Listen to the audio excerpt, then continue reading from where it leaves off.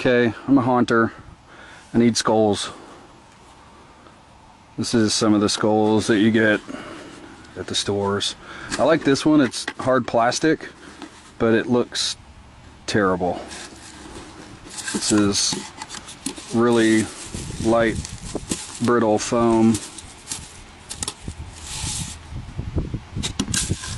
Tried to make my own skulls with the sand and the great stuff. And then there was milk jug skulls. But who's got time for that? Gotta find something better. And I think we did.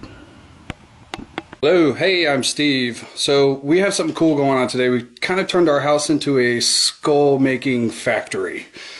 Now with these molds from Nightmare Makers, we'll show you kind of how we do things. Check it out. Okay, so we already have it pre-measured for these, which are the full skull without a jaw. We use about 4.5 ounces of the 6-pound rigid casting foam. We get it from Biddy Brick and Yard here in Dallas, Texas, but there are other companies that sell that kind of foam also. And it's measured 1 by 1 in volume or weight. Yeah, some people weigh it just to get a more accurate reading, but so we've done this so often. Mix it together. A and B. We don't really use the measuring cups anymore just because we've done this enough to where we know how much we need. So it turns into a creamy color. You want to make sure you scrape the sides. You get the bottom too. You don't have too much time because it will start kicking pretty quickly, which means that it's going to start expanding.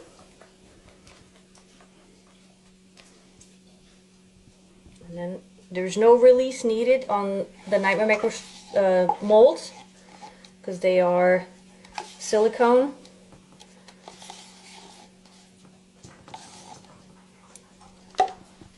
So once you have it in, you want to slush it around, especially on the undercuts and by the eyeballs, the teeth. You just want to slush it around a little bit to make sure that you have these little areas covered. And then once you have that, you set it down and it'll do its thing. What's cool about these, if you have 4 of them, you can actually start at one, and by the time you're finished pouring the last one, you're almost ready for this, the first one that you poured to pop. And there are 4 different skull types, and we'll get into that a little bit later of why you want 4 different looking skulls. But just for now, we'll show you how to go ahead and pop one. So you want to make sure that you have a strap, because the way we sell these, they have a 2-part plastomold. If you don't put a strap around it, a rubber band won't be enough. If you don't put a strap around it, it will expand out and then you'll have a very funky looking skull. You want to release the vacuum on the top. These are a little bit harder than the flat backs that we sell. You want to get a good grip and just pop it out. Boom. This is your end result. Now once you have these, as you can see, the bottom has a little bit of extra. So we're going to head out and I'm going to show you how we do it to take care of that part. Let's check it out. Okay, so when they come out of the mold, they have these... the extra foam sticking out. So what we do is we use the miter saw just to cut this off, and then you will get something looking like this. Which you can already use it like that if you shade it right, or you can continue with a few certain tools that we use, and then we have the Dremel also.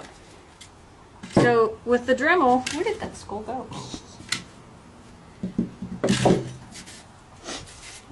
So we already have the basic cut off. With the Dremel, you just go in and start.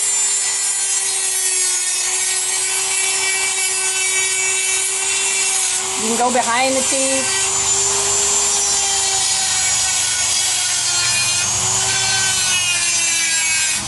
Cool.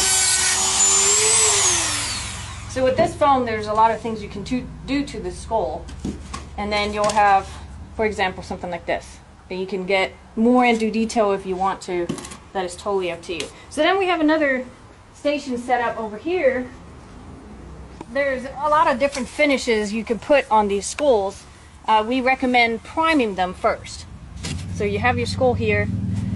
We usually have a dunk station, but I'm just going to show. Yeah, dunking is way faster when you're dealing with this amount of skulls. You can use a primer and sealer. There's a whole bunch of different ones out there at Lowe's, Home Depot. Or you can just use spray paint. It will not do any damage to the skull like it will with styrofoam, for example. Yeah, it doesn't eat in like the other styrofoam, the really cellular ball styrofoam. It doesn't eat into it like it does those. With this, you will need multiple layers. So that's why I use this. Like I said, you can dunk it. It's a lot easier. You want to be careful with the details here, but you basically brush it on. Be careful not to have the brush strokes on it because that will be visible a little bit too. Also with dunking, you won't have the brush strokes. Yes. So you basically go over it. And if you have a couple of buddies coming over, this will definitely be a lot faster. So when you get once you have that, yeah, then I usually go over it because this is an ivory color, which is looks more realistic, and then you'll have something like this. So you see the white on the bottom. You can leave it white, but I usually like to spray that. I make the nose and the eye holes a little bit darker, and then we take a wood stain. This one is Jacobine, but you can use whatever dark wood stain you'd like. Again, we usually dunk it, but if you don't have 100 sitting in line, you want to make sure you go into the details right here, because that's what's going to stay dark. Brush it on, and then you want to take a napkin or whatever, and you wipe it off, and you can already see that it's starting to look like a much more realistic skull.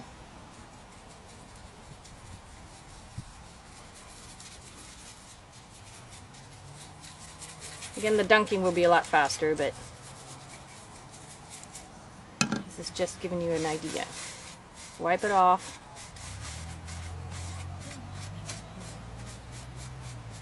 And you can see the details. which would bring us to over here. And now you're basically done. That's it. So these are some of the ones that we made. And you can see they all look a little different color-wise, depending on what primer you use or what stain you use. And the good thing about this is that you can just stick them onto something like actually, for example. Yeah, actually what we do is we have all these sticks set up, and after we stain them and everything, we'll have them all out here to dry, and then we'll take them off and put them over here, and then we just start really just doing what we want with them. I mean, there's just a ton of things that you can do. Skull panels. This is more of a gory look. This is an old look. Here, take this for a second. And scarecrows are really kind of big at our haunted house, the Dark Path in Denton, because we're out in the woods. So, and also we want to bring back some more of the traditional Halloween themes. So, voodoo, witch, anything that really fits into the woods. We can make props with these things. This was at Transworld at the Voodoo Soiree. I made this walking stick, and it's kind of cool. It's got a horn on it, and it's a cool little barbed wire holding it on. You can go more gothic with things, like this stone finish right here, which is really cool. This is just a laundry basket, and some great stuff behind it. That's all that is. You can see the beginning of one of them right here. The same technique we use to make some wall sconces. So you put a light in here, and you can hang these on the wall, and they'll shine light up onto the ceiling, kind of indirect lighting. But it's cool to have.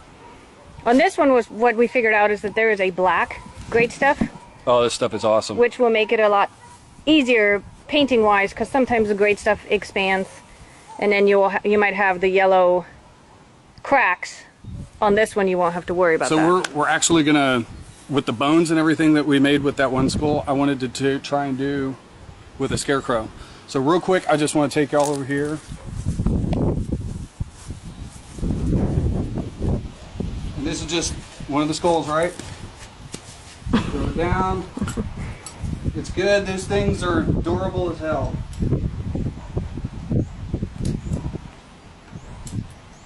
Oh, that's not going to work. Let's see if it'll work like this.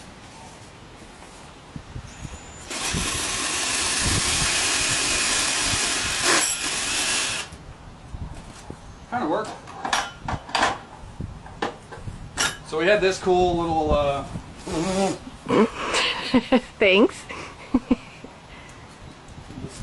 stick the skull on that. Down in there. Like that. It's cool. And we'll probably stick it on this guy. How cool would that be? So anyway, what it really starts with is the molds, and we recommend you get 3 different kinds of molds, so you have 3 types of different skulls that are different, because that way the eye doesn't really catch the same skull repeating over and over and over again. A lot of people, like, if you're doing scarecrows, that's fine, and especially if you're corpsing the scarecrows, it's fine to have one skull, but if you're going to do some really tight work, you need different skulls to break up the monotony of it. So yeah, one of the other molds is these flat backs, and that's all we use for these. And there's 4 different types of skulls and 4 different types of molds, some with jaw, some without, some flat back, some full. So yeah, go check it out.